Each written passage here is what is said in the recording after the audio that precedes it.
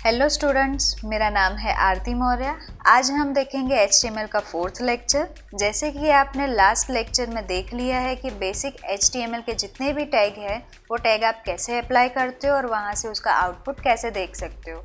तो वही सारी चीज़ें हम अब आगे देखेंगे और नए टैग के साथ।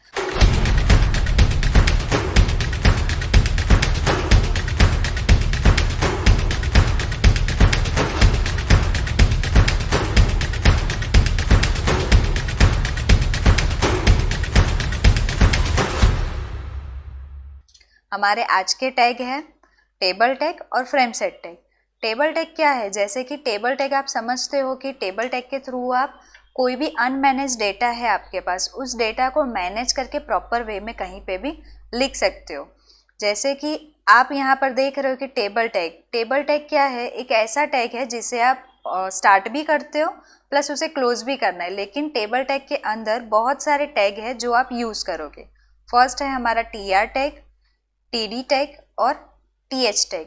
इसका फुल फॉर्म क्या है? TR यानी कि टेबल रो, जो हम डिफाइन करेंगे एक टेबल के अंदर रो के थ्रू। उसके अंदर हम कोई भी हेडिंग लिखना चाहते हैं तो हम वहाँ पर TH टैग का यूज़ करेंगे। प्लस यहाँ पर TD यानी कि एक ऐसा टैग जिसके अंदर आप जो भी डेटा फिलअप करते हो वो डेटा आपके टेबल में दिखाई देता है। और भी बहुत सारे टैग हैं, जैसे कि TH यानी कि जैसे मैंने बताया टेबल हेड हो गया, T body table body, T foot यानी कि टेबल फुटर। अब ये क्या है? टेबल टैग क्या काम करता है? अगर टेबल टैग नहीं हो तो हम कैसे कोई भी मैनेज डेटा यहाँ पर बता सकते हैं। टेबल टैग नहीं है हमारे पास और हम हमारे डेटा को कहीं पे भी शो करना चाहते हो तो हम ऐसे बताएंगे। लेकिन क्या आपको इसमें पता चल रहा है कि कहीं पे भी क्या लिखा हुआ है? तो स्टूडेंट के मार्कशीट को आप देखने के लिए क्या करोगे? एक वेल मैनेज सिस्टम बनाओगे जिसके अंदर ये सारी चीज़ें आपको एक के बाद एक दिखाई दे। जैसे कि आप टेबल टैग का यूज़ करोगे तो यहाँ पर आप इस तरीके से टेबल बना सकोगे। अब इस टेबल में आपको दिख रहा है जैसे स्कूल का नाम हो गया, प्लस ये कौन से बोर्ड से है वो भी दिखाई दे रहा है, स्टूडेंट का नाम हो गया, उसके अलग अलग जो भी सब्जेक्ट है और सब्जेक्ट में कितने मार्क्स है वो भी आपको दिखाई दे रहे हैं। तो वही सारी चीज़ें आपको देखनी है तो हम हमारी वेबसाइट में कैसे देख सकते हैं? टेबल टैग के थ्रू देख सकते हैं। और हम अब इसके एट्रीब्यूट्स देखेंगे और इसके एट्रीब्यूट देखने के बाद हमारे जितने भी प्रोग्राम है वो प्रोग्राम कैसे लिखना है और कैसे उसका आउटपुट देखना है वो देखते हैं। फर्स्ट ये आप देख रहे हो कि मैंने HTML का एक यहाँ पर फॉर्मेट रखा हुआ है जिसके अंदर मैंने क्या टेबल टैग का यूज़ किया है। टेबल टैग को फर्स्ट आप यूज़ करते हो तो वहाँ पर टेबल टैग, जैसे कि आपको पता है कि टेबल टैग यानी कोई भी टैग है उसे स्टार्ट किससे करते हैं? लेस देन और ग्रेटर देन से। टेबल लिख दिया, बीच में मैंने स्पेस कर दिया है, बॉर्डर लिख दिया, यानी कि आप टेबल डिफाइन करते हो कहीं पे भी तो उसकी बॉर्डर डिफाइन करते हो, तो ये यहाँ पर मैंने क्या कर दी है? उसकी बॉर्डर डिफाइन कर दी। कितनी बॉर्डर लिखी है मैंने यहाँ पर? 2। यानी आप इसके थ्रू क्या कर सकते हो? जितना भी इसे बड़ा बताना चाहते हो तो वो भी कर सकते हो, प्लस आप इसको नहीं रखना चाहते हो तो यहाँ पे 0 भी रख सकते हो, जिसके थ्रू क्या होगा कि ये जो है हमारा आउटपुट वो यहाँ पर नहीं शो करेगा। टेबल बॉर्डर ऐड किया, फिर यहाँ पर TR, जैसे कि बताया था कि टेबल की रो यानी कि TR के अंदर मैंने क्या लिखा? फर्स्ट एक TR आप बना रहे हो, बनाने के बाद उसके अंदर कोई भी डेटा फिलअप करना चाहते हो तो किसके थ्रू कर सकते हो? TD यानी कि टेबल डेटा। आप इसके अंदर डेटा बना रहे हो तो डेटा के अंदर मैंने फर्स्ट लिख दिया है दिस इज रो 1 कॉलम 1, यानी कि ये हमारी फर्स्ट रो है प्लस उसका फर्स्ट कॉलम है। उसके बाद मैं TD को क्लोज कर रही हूँ, यानी मेरा डेटा जो है उसे क्लोज कर दिया मैंने। अब यहाँ पर गए सेकंड TD के अंदर। सेकंड TD के अंदर क्या किया मैंने? दूसरा एक मैसेज पास किया दिस इज रो 1, लेकिन हमारा कॉलम क्या हो गया? 2, यानी कि हम फर्स्ट कॉलम में थे तो फर्स्ट कॉलम था, सेकंड में आ गए तो सेकंड कॉलम हो गया। उसके बाद हमारी रो यहाँ पर फिनिश हो गई है, तो उसे फिनिश करने के बाद मैं हमारी TR को क्या कर देती हूँ? क्लोज कर देती हूँ। वो क्लोज करने के बाद एक नई TR ओपन कर रही हूँ। नई TR ओपन करके उसके अंदर वापस से एक दूसरा टेबल डेटा ऐड कर रही हूँ, जैसे कि TD दिस इज रो 2, यानी ये मेरी कौन सी रो है? सेकेंड रो है। उसके अंदर मेरा कौन सा कॉलम है? ये फर्स्ट कॉलम। उसके अंदर क्या है? एक TD क्लोज किया, फिर लास्ट सेकेंड वाले TD में गए, उस TD के अंदर मैंने क्या लिख दिया? This is row 2 column 2। उसके बाद हमारी रो जो है उसे क्लोज कर देते हैं और टेबल टैग को क्लोज कर देते हैं।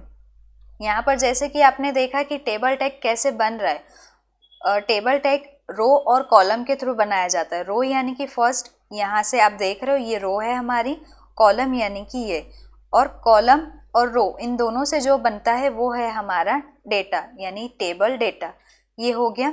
अब हम देखते हैं हमारे आगे के एट्रीब्यूट्स जो कि है टेबल टैग के बारे में। टेबल टैग के एट्रीब्यूट्स कितने हैं? तो 7 एट्रीब्यूट्स है टेबल टैग के। फर्स्ट ऑफ ऑल यहाँ पर लिखा है कि बीजी कलर, यानी आप टेबल को क्या दे सकते हो, एक बैकग्राउंड कलर दे सकते हो। उसके बाद है हमारा विड्थ। विड्थ यानी क्या, आप स्पेसिफिक एक विड्थ डिफाइन कर सकते हो, उसमें उस विड्थ के थ्रू आप क्या कर सकते हो, किसी भी डेटा को मैनेज कर सकते हो। जैसे कि आपको अपने टेबल का जो भी डेटा है उसकी विड्थ आपको मेंटेन करनी हो तो किसके थ्रू करोगे, यहाँ पर विड्थ के थ्रू। विड्थ को आप किस में डिफाइन कर सकते हो, पिक्सल के अंदर और परसेंटेज के अंदर। फिर आता है अलाइन। अलाइन यानी कि आप इसे अलाइनमेंट दे सकते हो, जैसे कि आपका डेटा कौन सी साइड लिखना है आपको, राइट में, लेफ्ट, सेंटर और जस्टिफाई। उसे डिफाइन कैसे किया जाता है, अलाइन लिखना है इज इक्वल टू सेंटर। फिर आती है हमारे टेबल की हाइट। हाइट यानी कि आप हाइट कैसे डिफाइन करते हो, तो हाइट डिफाइन करने के लिए आपको यहाँ पर हाइट इज इक्वल टू 100, यानी कि आप इसे परसेंटेज में भी लिख सकते हो प्लस यहाँ पर पिक्सल में भी लिख सकते हो।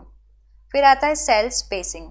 सेल स्पेसिंग क्या है, ये एक ऐसा एट्रीब्यूट है जिसके थ्रू आप क्या कर सकते हो, किसी भी सेल के अंदर आप स्पेसिंग डिफाइन कर सकते हो। वो भी आप पिक्सल में भी कर सकते हो प्लस परसेंटेज में भी कर सकते हो। सेल स्पेसिंग यानी एक ऐसा एट्रीब्यूट है जिसके थ्रू कैसा है कि कहीं पे भी आप अपना डेटा स्पेसिफिक अलग अलग डिफाइन भी कर सकते हो, उसके बीच में कितनी गैप रखनी है कितनी नहीं रखनी वो भी वहीं से आप डिफाइन कर सकते हो। फिर आता है सेल पेडिंग। सेल पेडिंग के थ्रू क्या है कि आप अपने डेटा के बीच में कितनी गैपिंग रखनी है। जैसे कि पूरा एक टेबल तो बन गया लेकिन टेबल के अंदर जो भी डेटा है वो अनमैनेज और सब कुछ साथ में दिखेगा आपको, उसे आप अलग अलग बताना चाहो तो किसके थ्रू कर सकते हो, डेटा को सेल पेडिंग के थ्रू। सेल पेडिंग को लिखना कैसे है, यहाँ पर cell padding is equal to 10 pixel या परसेंटेज, इन दोनों में आप डिफाइन कर सकते हो। फिर आता है वी अलाइन, इसका फुल फॉर्म है वर्टिकल अलाइन। आप इसे किस में डिफाइन कर सकते हो, टेबल रो के अंदर। टेबल रो के अंदर क्यों, तो आप यहाँ पर आपके रो के अंदर जितने भी डेटा लिख रहे हो उसे आप टॉप में बताना चाहते हो, बॉटम में लिखना चाहते हो, लेफ्ट या राइट, जिस साइड भी बताना चाहते हो वो आप यहाँ से डिफाइन कर सकते हो। वी अलाइन यहाँ पर कैसे उसे डिफाइन करोगे, V align is equal to top, ये आप डिफाइन करोगे। अब हम देखेंगे इसको कैसे मैनेज करेंगे हमारे आउटपुट के अंदर। टेबल टैग के लिए मैंने यहाँ पर लिख दिया टेबल और टेबल टैग को क्लोज कर दिया। उसके बाद हम ले रहे हैं यहाँ पर टी आर। टी आर यानी कि हमारी टेबल रो, और टी आर के अंदर हम लेंगे यहाँ पर हमारा आउटपुट यानी कि हमारा टेबल डेटा, यानी उसके अंदर हम जो भी डेटा लिखना चाहते हैं वो डेटा मैं यहाँ पर लिख रही हूँ। जैसे कि मैं स्टूडेंट की एक मार्कशीट डिफाइन कर रही हूँ यहाँ पर, तो स्टूडेंट की मार्कशीट बनाने के लिए पहले मैं यहाँ पर एक हेडिंग दे देती हूँ। जैसे कि हेडिंग है हमारा H2 के अंदर, ये है हमारे स्टूडेंट की मार्कशीट, तो मैंने यहाँ पर लिख दिया स्टूडेंट्स मार्कशीट करके। अब हम चलते हैं हमारे डेटा के अंदर। यहाँ पर मैं डिफाइन कर रही हूँ, फर्स्ट ऑफ ऑल मुझे यहाँ पर नेम देखना है। नेम पहले तो हम उसका जो भी हेडिंग बना रहे हैं वो हेडिंग में यहाँ पर लिख रही हूँ नेम। उसके बाद ले रहे वापस से एक टीडी जिसके अंदर मैं उनके जितने भी सब्जेक्ट हैं उन सबके मार्क्स लिखूंगी। तो उसके लिए मैंने ले लिया यहाँ पर एक टीडी और दूसरा एक टीडी ले रहे हैं जिसमें मैं बता रही हूँ कंप्यूटर के मार्क्स। उसके बाद एक ले रही हूँ तीसरा टीडी जिसके अंदर मैं यहाँ पर डिफाइन कर रही हूँ इंग्लिश के मार्क्स। अब ये लिखने के बाद मैं यहाँ पर क्या करूँगी, इन सब के अंदर जो जो डेटा मुझे लिखने हैं, जैसे कि ये हो गया मेरा एक हेडिंग पार्ट। हेडिंग पार्ट के अंदर अब मैं बना रही हूँ दूसरी एक टीआर। दूसरी टीआर बनाने के बाद उसके अंदर जो भी डेटा लिखना है वो डेटा मैं लिख रही हूँ। जैसे कि मुझे नेम डिफाइन करना है, नेम के अंदर मैं नाम लिख रही हूँ फर्स्ट ऑफ ऑल आरती। उसके बाद मैं ले रही हूँ एक टीडी जिसके अंदर मैं उनके मैथ्स के मार्क्स लिख रही हूँ, तो मैथ्स के मार्क्स लिख दिए मैंने यहाँ पर। उसके बाद मैं ले रही हूँ तीसरा एक टीडी जिसके अंदर मैं लिख रही हूँ कंप्यूटर के मार्क्स। कंप्यूटर के मार्क्स लिख दिए मैंने। उसके बाद है हमारा इंग्लिश के मार्क्स, यानी कि टीडी के अंदर मैं वापस लिख रही हूँ इंग्लिश के मार्क्स। ये लिखकर मैं इस फाइल को क्या कर रही हूँ, सेव। ये फाइल को सेव कर दिया मैंने। सेव करने के बाद पहले इसका आउटपुट देखते हैं। तो हमारा आउटपुट यहाँ पर है, मैं इसको ले जाकर डबल क्लिक कर रही हूँ, ये आ गया मेरा आउटपुट।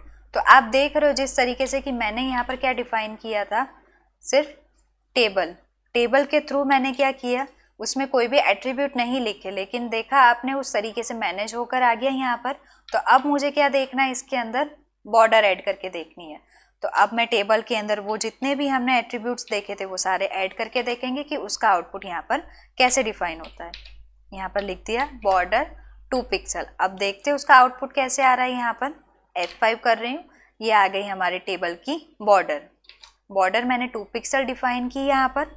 उसके बाद हम इसके अंदर कोई बैकग्राउंड कलर फिलअप करना चाहते हैं, तो बैकग्राउंड कलर लिख दिया मैंने, यानी कि बीजी कलर। उसके अंदर मैं पिंक कलर लिख रही हूँ, यहाँ पर सेव कर रही हूँ। अब लेकर जा रहे हैं हमारे आउटपुट की स्क्रीन पर, F5 किया, देखा यहाँ पर इसके अंदर बैकग्राउंड में कोई कलर भी फिलअप हो गया।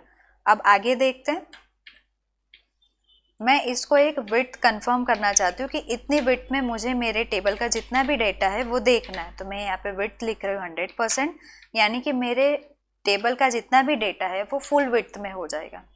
हो गया ये इस तरीके से, आपको यहाँ पर जैसे देखना हो उस तरीके से देख सकते हो।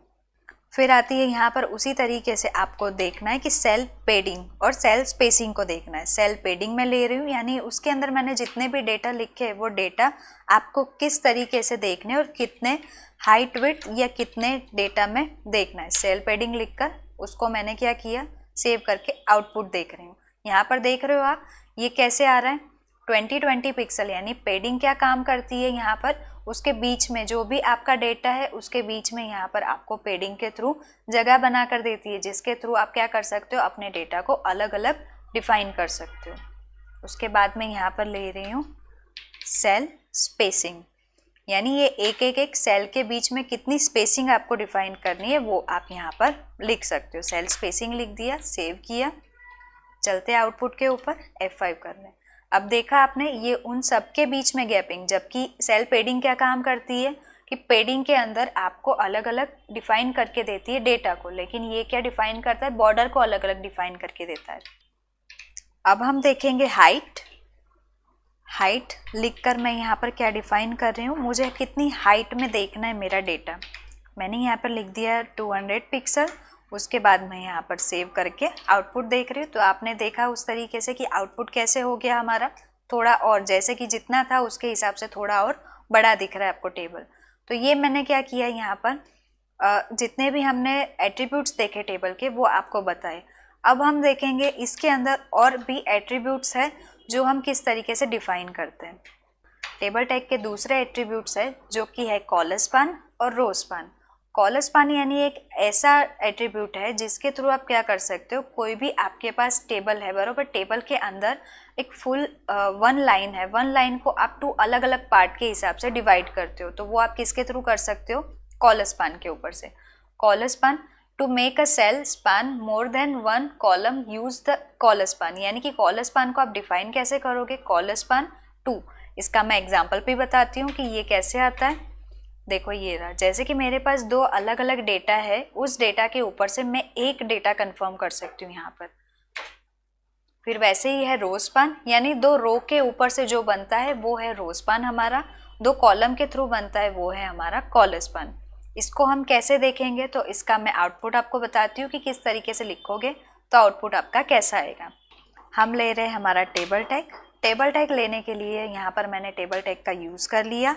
टेबल टैग के बाद मैं यहाँ पर बता रही हूँ उसके अंदर एक बॉर्डर मैंने लिख दी 2 पिक्सल, प्लस यहाँ पर उसकी विड्थ मैं बता देती हूँ 100%, जिसके थ्रू आप क्या कर सकते हो, देख सकते हो कि हाँ आपको कितने आउटपुट में या कितनी स्क्रीन में मेरा आउटपुट दिखाई दे रहा है। ये मैंने लिख दिया यहाँ पर।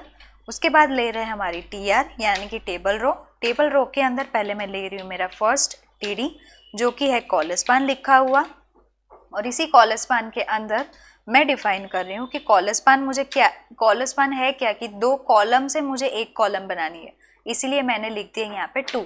यानी ये जो कॉलम बनेगी वो क्या करेगी, नीचे से जितने भी उसके डेटा है उसके हिसाब से मैनेज करके उसका 1 कॉलम एक डिफाइन करती है।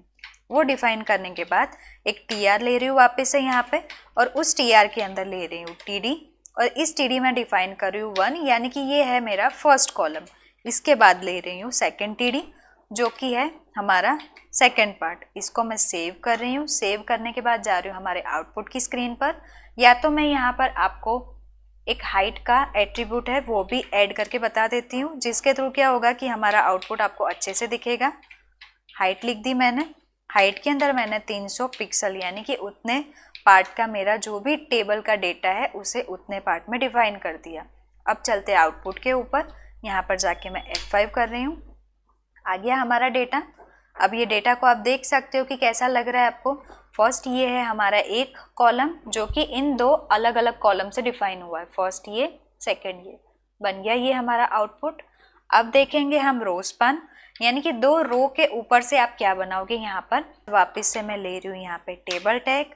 इसी टेबल टैग के अंदर मैं वापस से ले रही हूँ यहाँ पे rowspan, sorry table tag define कर दिया। टेबल टैग के अंदर मैं ले रही हूँ बॉर्डर। बॉर्डर के अंदर मैं डिफाइन कर रही हूँ यहाँ पे 5 पिक्सल। 5 पिक्सल के बाद मैं उसकी विड्थ बता रही हूँ आपको यहाँ पे 700 पिक्सल, या तो 70% रखती हूँ। 70% हाइट मैंने ले ली।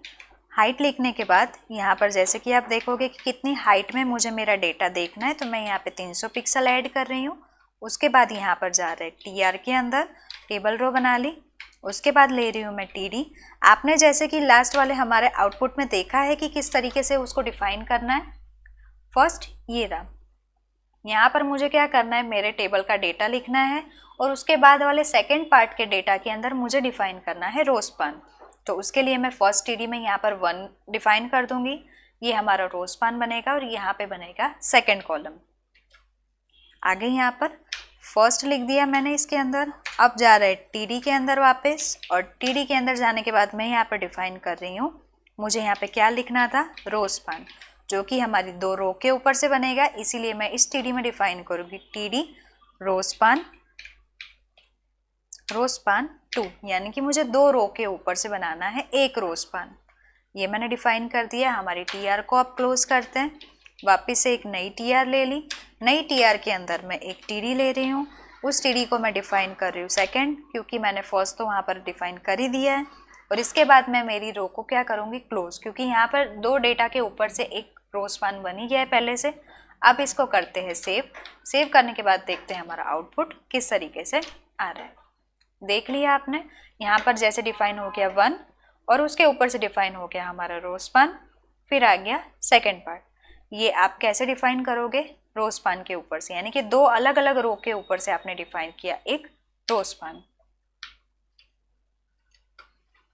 तो ये था हमारा टेबल टैग। टेबल टैग हमने आज यहाँ पर देखा। टेबल टैग के अंदर जितनी भी चीज़ें थी वो आपने यूज़ करके भी देख ली। अब देखते आगे हमारा टैग है फ्रेम सेट टैग।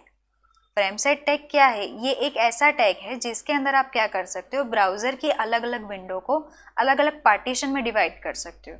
ये कैसा पार्टीशन होता है, जिसके अंदर आपको कैसा है कि नॉर्मली हम जैसे कि बॉडी टैग का यूज़ करते थे अभी तक, लेकिन इस टैग के अंदर आपको बॉडी टैग का यूज़ नहीं करना है, क्योंकि आपको यहाँ पर विंडोज़ के जितने भी पार्ट है उसका अलग अलग पार्ट करना है। तो उसे आप जैसे 100% बताते हो, 100% के बाद आपको यहाँ पर उसके जितने भी पार्टीशन करने हैं वो पार्टीशन डिफाइन करना है। उसके लिए यहाँ पर इसके जितने भी एट्रीब्यूट्स हैं वो हम देखेंगे पहले। एट्रीब्यूट्स ऑफ फ्रेम सेट, यहाँ पर कॉल्स, यानी कि आप इसे दो अलग अलग पार्ट में डिफाइन कर सकते हो। फर्स्ट पार्ट यहाँ पर आप देख रहे हो कि ये कैसे डिफाइन होता है, नंबर्स में डिफाइन होता है, लेकिन नंबर के हिसाब से आप पिक्सल दे सकते हो, परसेंटेज दे सकते हो, या तो आप उसकी लेंथ बता सकते हो। जैसे कि बाय डिफ़ॉल्ट यहाँ पर कितना रहता है, 100% की हमारी विंडो रहती है। 100% की विंडो में मैं यहाँ पर अलग अलग दो पार्टीशन करना चाहती हूँ कॉलम वाइज, यानी कि दो अलग अलग कॉलम वाइज करना हो तो आपको यहाँ पे 50-50% ऐड करना है। वैसे ही आपको रो के थ्रू उसे डिफाइन करना हो तो रो के अंदर क्या लिख देना है, 50% और उसके अंदर आप कोई भी फाइल का पाथ ऐड करना चाहते हो तो उसके लिए आपको लिखना है यहाँ पे सोर्स।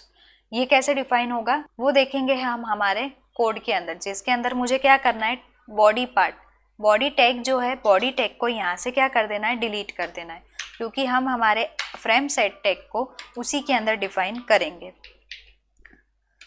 लिख लिया मैंने यहाँ पे frame set tag. Frame set tag जैसे ही स्टार्ट होता है उसके अंदर आपको डिफाइन करना है क्या, आपको बाय डिफ़ॉल्ट जैसे मैंने बताया कि वो 100% का पहले से ही होता है।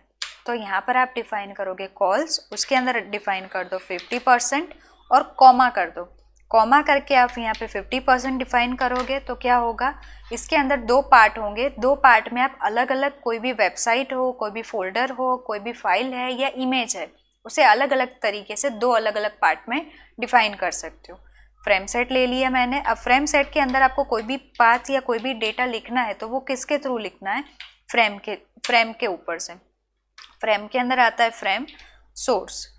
फ्रेम सोर्स ले लिए। सोर्स यानी क्या है कि जैसे कि आपने देखा था कि सोर्स यानी एक ऐसा पाथ आपको लिखना है जिसका आपको यहाँ पे आउटपुट दिखाना है। तो जिसका आउटपुट आप देखना चाहते हो उसका क्या कर दो, यहाँ पे पाथ ऐड कर दो। तो मैं यहाँ पर जा रही हूँ मेरे फोल्डर के अंदर, जिसके अंदर मैंने एक इमेज ला के रखी हुई है, उसी इमेज को मैं यहाँ पर कॉल करने वाली हूँ। तो मैं इस इमेज को क्या कर रही हूँ, यहाँ से कॉपी पेस्ट कर रही हूँ। कॉपी पेस्ट करने के लिए मैंने यहाँ पर ले ली इमेज 1, इसको मैंने सिलेक्ट करके कॉपी कर लिया। अब जाके देखते हैं यहाँ पर पेस्ट करके, ये मैंने पेस्ट भी कर ली। अब इसके बाद मुझे जाना है मेरे सेकेंड पार्ट पर। सेकेंड पार्ट यानी कि मैंने दो पार्टीशन किए, एक है 50% का और दूसरा भी है 50% का। तो एक 50% में मैंने ये इमेज ऐड कर दी है, दूसरे वाले में हम दूसरी इमेज ऐड करते हैं। ये वाली है ग्लोबल आईटी की जो दूसरी वाली इमेज, उसको यहाँ पर मैं ले रही हूँ। यहाँ पर उसका नाम है यूवी ग्लोबल आईटी। इसको मैं कॉपी करके यहाँ पर क्या कर रही हूँ, पेस्ट। अब इसको मैं कर रही हूँ सेव।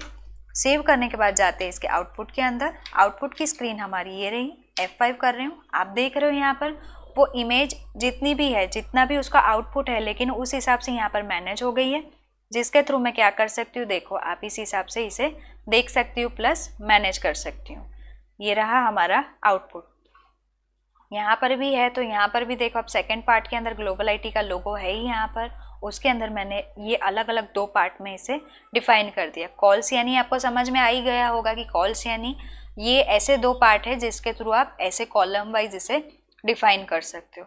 सेम ऐसे ही अगर आपको रोज़ में करना हो तो रोज़ में डिफाइन करने के लिए आप यहाँ पर कॉल्स की जगह क्या ऐड कर दोगे, रोज़ ऐड कर दिया। प्लस यहाँ पर अगर आपको ध्यान नहीं हो कि मैंने 50% ऐड कर दिया, लेकिन समझ लो कि मुझे यहाँ पर पता है कि 60% मैंने ऐड किया एक में। फिर यहाँ पर अगर मुझे कैलकुलेशन नहीं समझ आ रहा हो तो मैं यहाँ पे डायरेक्टली ये स्टार का सिंबल ऐड कर दूंगी। स्टार के सिंबल से भी क्या होगा कि कहीं पे भी आप कोई भी कैलकुलेशन नहीं बताओगे, लेकिन वो फिर भी अपने आप वो कैलकुलेट करके आपको आउटपुट लाकर शो करेगा। जैसे कि ये है हमारा 60% और ये है हमारा 40%।